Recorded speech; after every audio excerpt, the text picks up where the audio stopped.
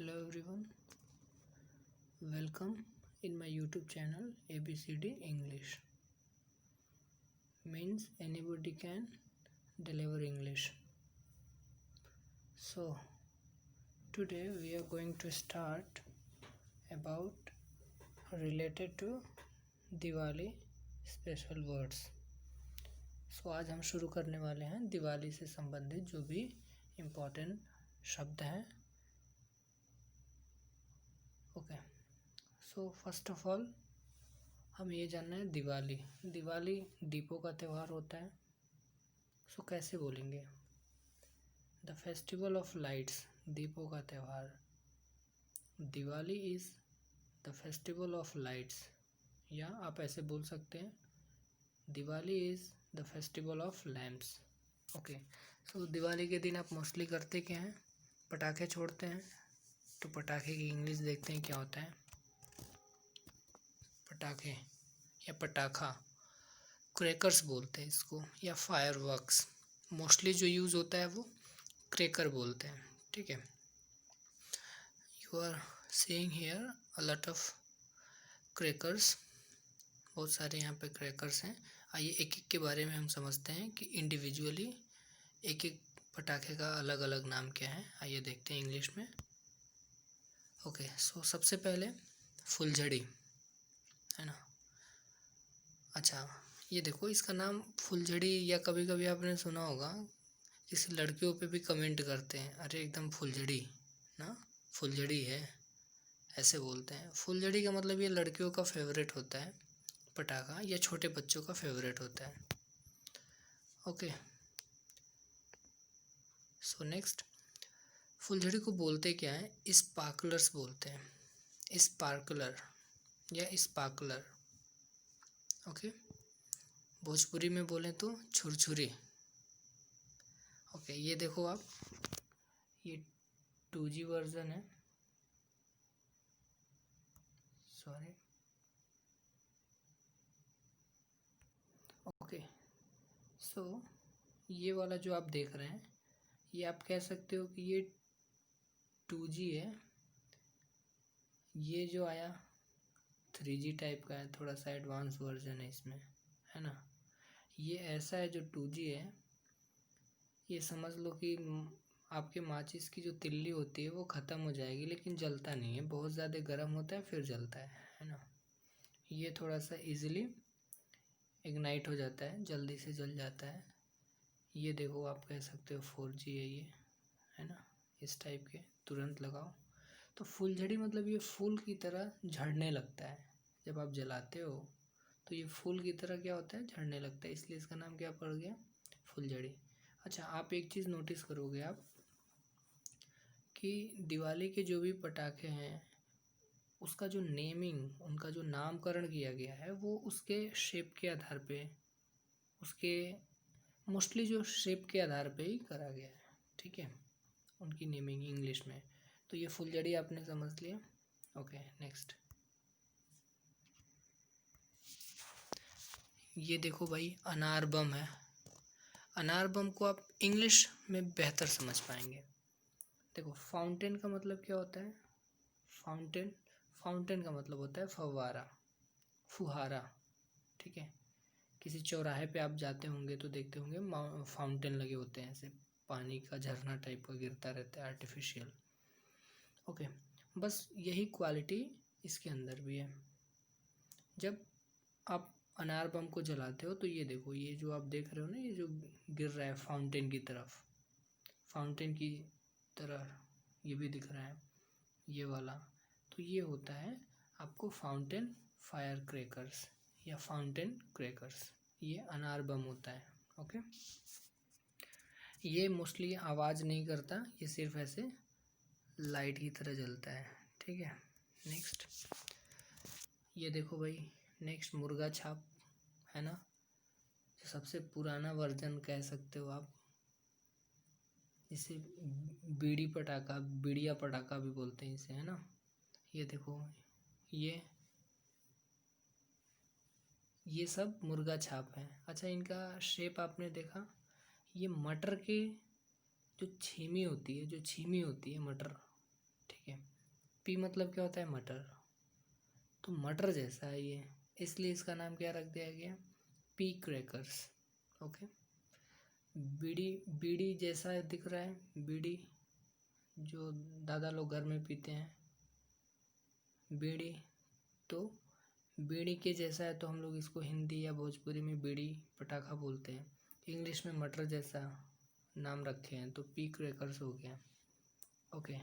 Next ये देखो भाई, आलू बम। आलू की तरह है, दिख रहा है आपको? ये आलू की तरह है ना? ओके। अच्छा, ये धागे या सुतली से बना होता है। सुतली मतलब वही सुतरी भोजपुरी में बोलते हैं, जिससे बोरा वोरा सीने का काम आता है। तो इसे सुतली बम भी बोलते हैं। आलू बम भी होता है। आलू लिखा गया है, आलू बम है, ठीक है। इंग्लिश में क्या पढ़ेंगे इसे? बेस बम। बहुत आवाज़ करता है ना? ओके। जैसे बेबी को बेस पसंद है, गाना सुना होगा, वही वाला बेस है ये, बेस बम। तो आपने आलू बम मुर्गा छाप के बारे में समझ लिया। नेक्स्ट देखते हैं। ये देखो भाई, चरखी। चरखी बोले तो गैलेक्सी, ऐसे ऐसे होता है, ठीक है। चरखी समझ रहे हैं? तो चरखी को क्या बोलते हैं? ये गैलेक्सी स्पार्क्स होता है। इसे ग्राउंड व्हील्स भी बोलते हैं।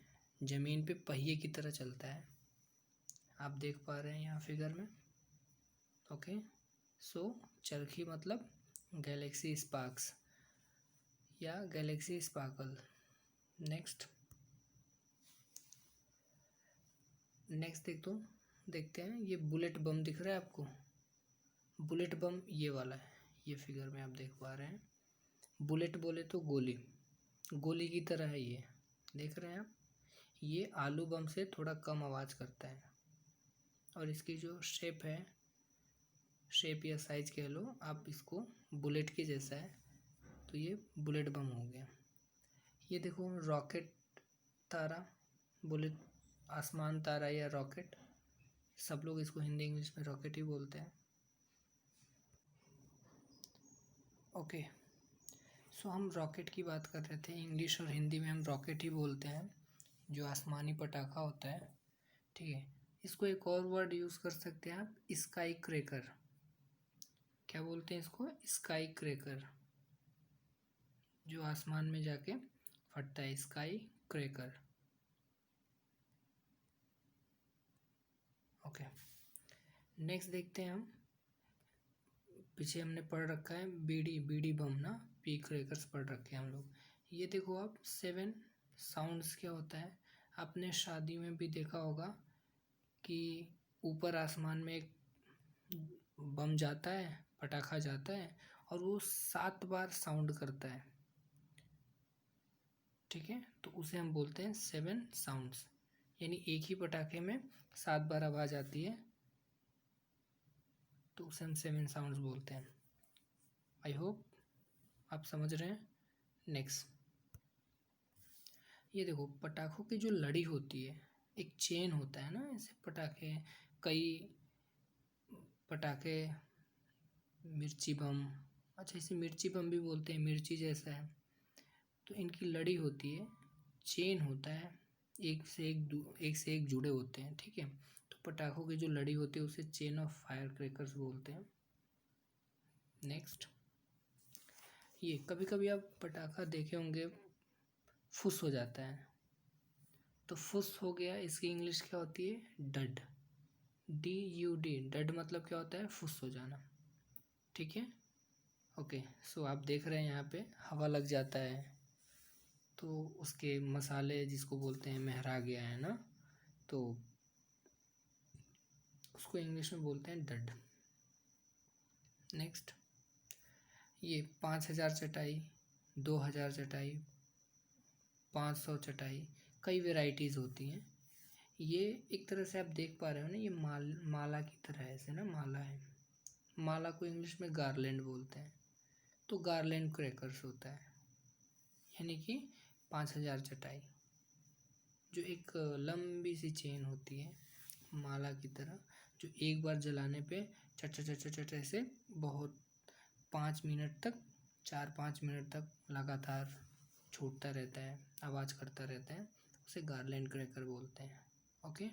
नेक्स्ट, ये देखो आजकल जैसे दिल्ली वगैरह में इसका क्रेज़ बहुत ज़्यादा बढ़ गया है, क्योंकि पोल्यूशन ज़्यादा होता है। बम छोड़ने पे, पटाखे छोड़ने पे बहुत सारे टॉक्सिक उसके गैस रिलीज़ होते हैं। तो लोगों ने ग्रीन फायर क्रैकर्स यूज़ करना शुरू किया। ग्रीन बोले तो इको फ्रेंडली है, जो बहुत ज़्यादा गैस, हार्मफुल गैस रिलीज़ नहीं करता। तो ये देखो, ये आप जो देख पा रहे हैं ये मटका बम है ना, यानी कि इसमें मटके का बना होता है और ये फोड़ने पे आवाज़ तो करता है, बट इससे कोई हार्मफुल गैस या पोल्यूटेंट मटेरियल नहीं निकलता। ठीक है, ये देखो ये कुल्हड़ टाइप का है छोटा सा, ये उसका बड़ा उसका एग्जाम्पल है मटका जैसा। तो आवाज़ करेगा, बट इससे कोई हार्मफुल, एनवायरनमेंट के लिए कोई हार्मफुल इफ़ेक्ट नहीं होगा। ये आप देख रहे हो, इसके कुछ एग्जाम्पल आपने देखे होंगे कि पत्थर जैसे होते हैं, उसको ज़मीन पे मारो तो चट से आवाज़ आती है। तो ये जो इस टाइप के जो पटाखे होते हैं जो पर्यावरण को नुकसान नहीं पहुंचाते, they are called green fire crackers. Okay, next, मिट्टी के जो दिए जलाए जाते हैं, तो दिया को इंग्लिश में दिया भी बोल सकते हैं या अर्दन लैम्प बोल सकते हैं, अर्दन लैम्प। ओके, नेक्स्ट कुछ हम दिवाली से रिलेटेड वर्ड्स देख लेते हैं। जैसे आपको पता है कि भगवान श्री राम जब वनवास से अयोध्या लौटे थे, तो उनकी खुशी में हम लोग दीप जलाए थे पूरा। ठीक है, उनके स्वागत में पूरा अयोध्या को सजाया गया था दीप जला के।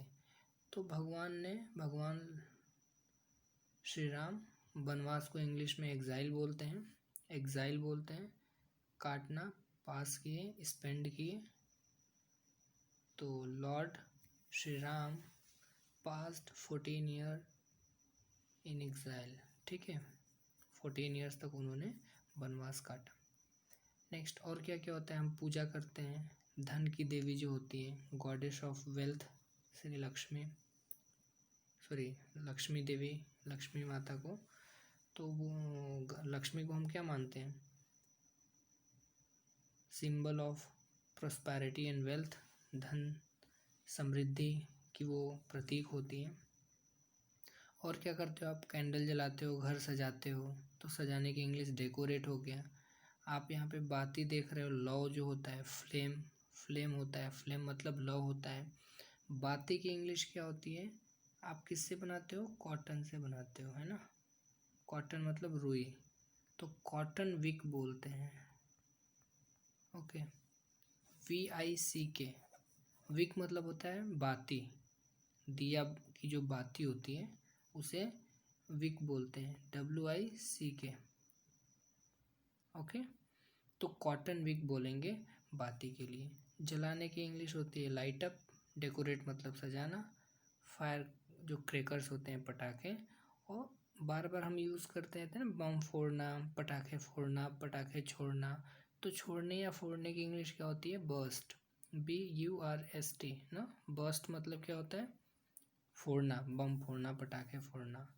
ओके, नेक्स्ट, मिठाइयाँ डिस्ट्रीब्यूट करी जाती हैं, मिठाई बांटते हैं, तो डिस्ट्रीब्यूशन ऑफ स्वीट होता है।